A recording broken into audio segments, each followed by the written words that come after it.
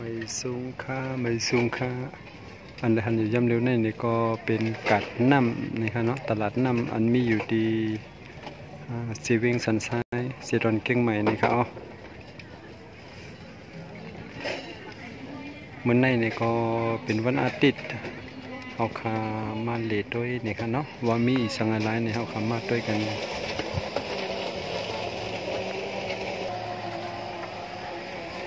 ที่ในก็เป็นด้านขายกาแฟอันนั้นก็กาแฟนะครับเนาะ1ก๊อก80 บาทนะครับอ๋อกามันได้ก็กาอีดครับ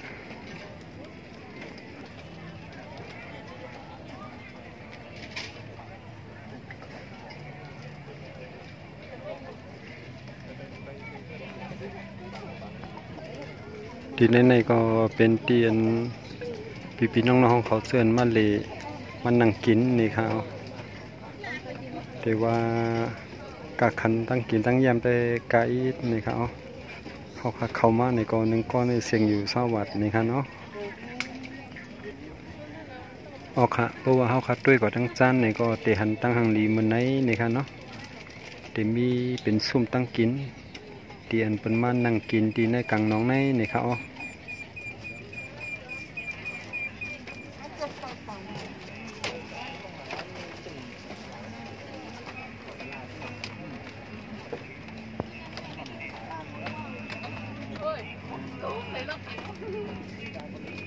อค่ะที่นี่ก็เป็นตั้งหังลีกัดน้ำอันมีไว้อยู่ที่เซเว่นสันไซเจดอนเก่งใหม่นี่ครับเนาะเป็นเดเฮ็ดซุ่มอยู่ในกลางน้องนี่ครับอ๋อกลางน้องมันมีหมกหมูในนี่ครับเนาะ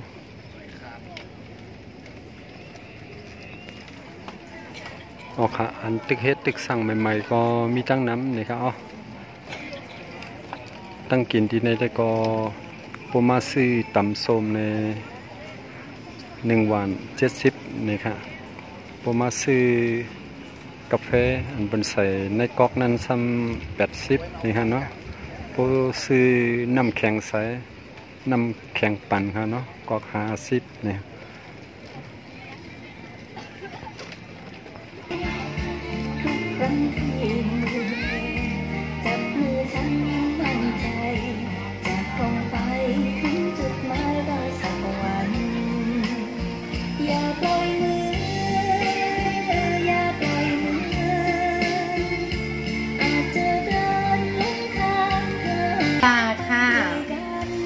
เช่าได้ทั้งวันเลยนะคะถ่ายรูปสวยๆกลางสะพานบึงบัวของเรานะคะ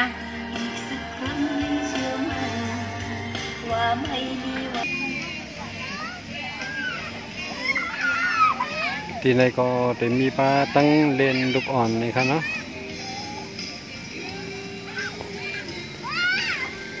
เพราะว่าข้าวยำกลางวันได้ก็แหลดไม่นะครับเพราะว่ามาไหนก็มา6 ค่ำนั้นก็มากลางไหนนี่ครับอ๋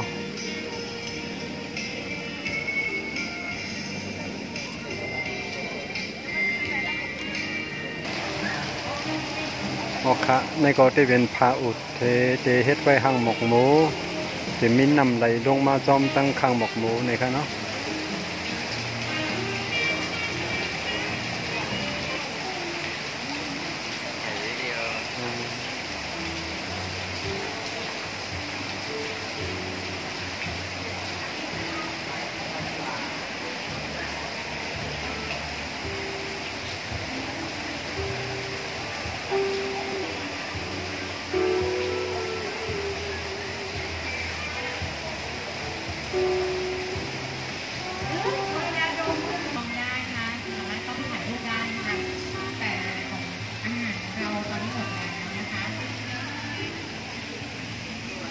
อ๋อค่ะที่ในก็ตอนตากลางคืนนี่ครับเนาะเพราะว่าใครมาซื้อกินซื้อแย้มในก็มาไล่ในก็ได้เป็นห้างซุปเงือกนี่ครับอ๋อ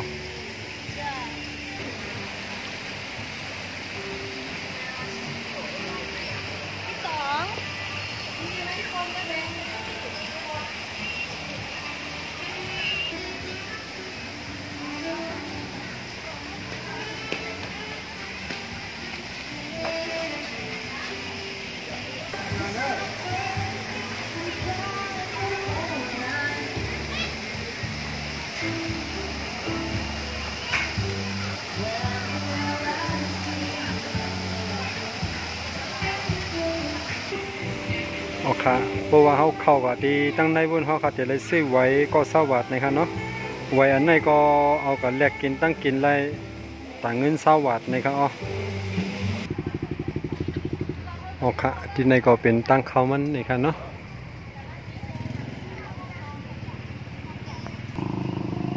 อ๋อค่ะตอนตามมือตันมันเหมือนในเตยังดื้อไว้ที่ในก่อนนะครับ